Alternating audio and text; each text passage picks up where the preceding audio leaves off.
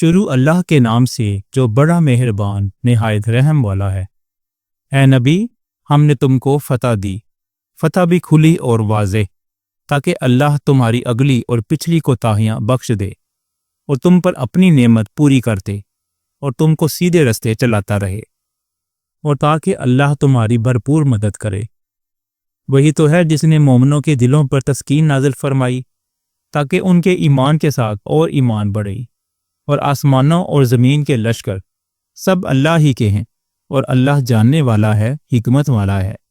یہ اس لیے کہ وہ مومن مردوں اور مومن عورتوں کو بہشتوں میں جن کے نیچے نہریں بہہ رہی ہیں داخل کرے، وہ اس میں ہمیشہ رہیں گے، اور تاکہ ان سے ان کے گناہوں کو دور کر دے، اور یہ اللہ کے نزدیک بڑی کامیابی ہے۔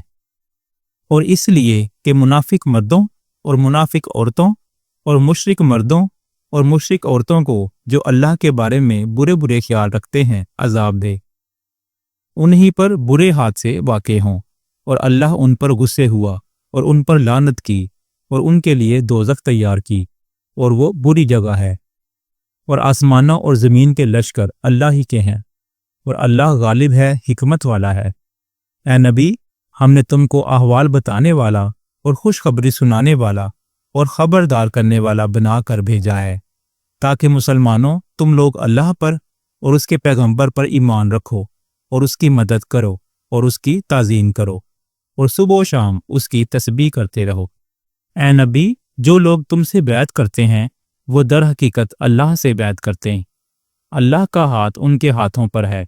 پھر جو شخص عہد کو توڑے تو عہد توڑنے کا نقصان اسی کو ہے، اور جو اس بات کو جس کا اس نے اللہ سے عہد کیا ہے پورا کرے تو وہ اسے عنقریب اجر عظیم دے گا۔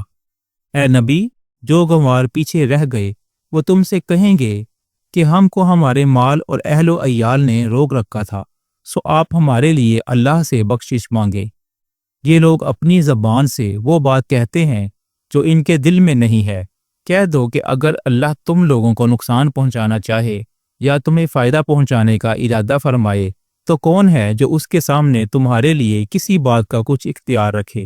کوئی نہیں، بلکہ جو کچھ تم کرتے ہو اللہ اس سے واقف ہے۔ بات یہ ہے کہ تم لوگ یہ سمجھ بیٹھے تھے کہ پیغمبر اور مومن اپنے اہل و عیال میں کبھی لوٹ کر آنے ہی کے نہیں، اور یہی بات تمہارے دلوں کو اچھی معلوم ہوئی، اور اسی وجہ سے تم نے برے برے خیال کیے اور آخر کار تم ہلاکت میں پڑ گئے۔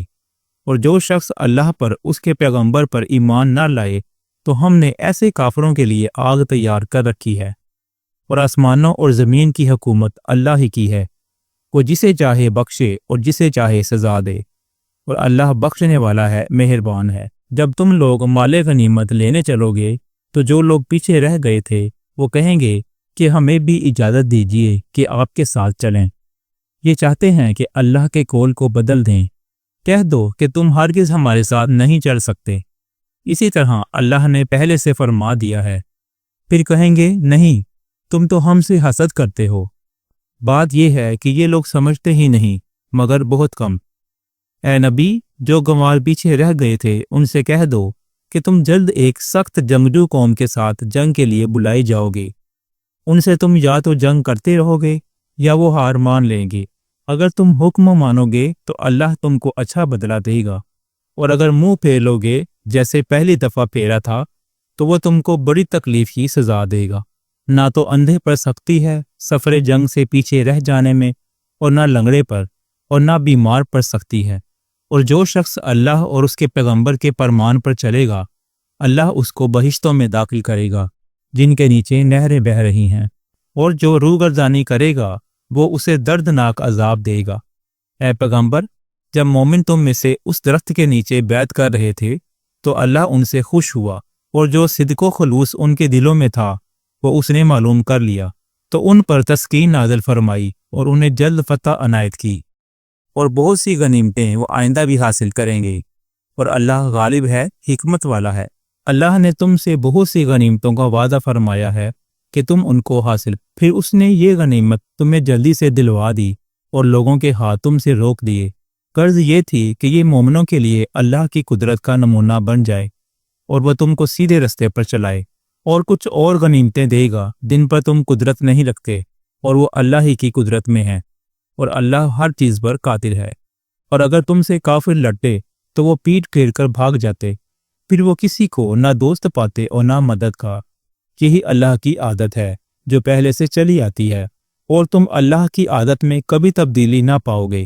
اور وہی تو ہے جس نے تم کو ان کافروں پر فتح یاب کرنے کے بعد سرحد مکہ میں ان کے ہاتھ تم سے اور تمہارے ہاتھ ان سے روک دیے، اور جو کچھ تم کرتے ہو اللہ اس کو دیکھ رہا ہے۔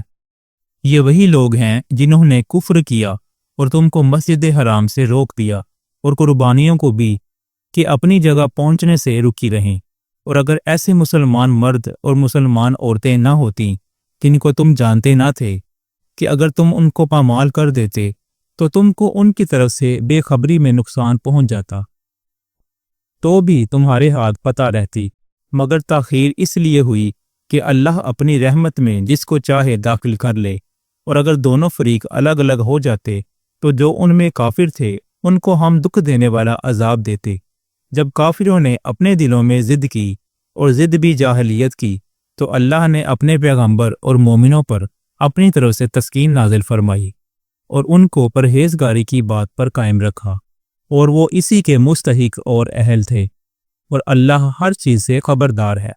بے شک اللہ نے اپنے پیغمبر کو سچا اور صحیح خواب دکھایا تھا کہ تم انشاءاللہ مسجد حرام میں اپنے سر منڈوا کر یا اپنے بال ترشوا کر امن و امان سے داخل ہوگے، اور کسی طرح کا خوف نہ کرو گے۔ جو بات تم نہیں جانتے تھے اللہ کو معلوم تھی، سو اس نے اس سے پہلے ہی جلد ایک فتح عطا فرمائی۔ وہی تو ہے جس نے اپنے پیغمبر کو ہدایت کی کتاب اور دین حق دے کر بھیجا تاکہ اس کو تمام دینوں پر غالب کرے، اور حق ثابت کرنے کے لیے اللہ ہی کافی ہے۔ محمد صلی اللہ علیہ وآلہ وسلم اللہ کے پیغمبر ہیں، اور جو لوگ ان کے ساتھ ہیں وہ کافروں کے مقابلے میں تو سخت ہیں اور آپس میں رحم دل۔ اے دیکھنے والے، تو ان کو دیکھتا ہے کہ اللہ کے آگے جھکے ہوئے سر بسجود ہیں اور اللہ کا فضل اور اس کی خوشنودی طلب کر رہے ہیں۔ کثرت سجود کے اثر سے ان کی پیشانیوں پر نشان پڑے ہوئے ہیں۔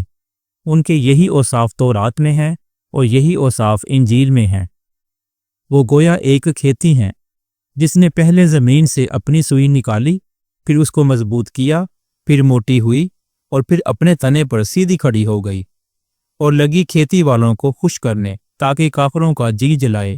جو لوگ ان میں سے ایمان لائے اور نیک عمل کرتے رہے ان سے اللہ نے گناہوں کی بخشش اور اجر عظیم کا وعدہ کیا ہے۔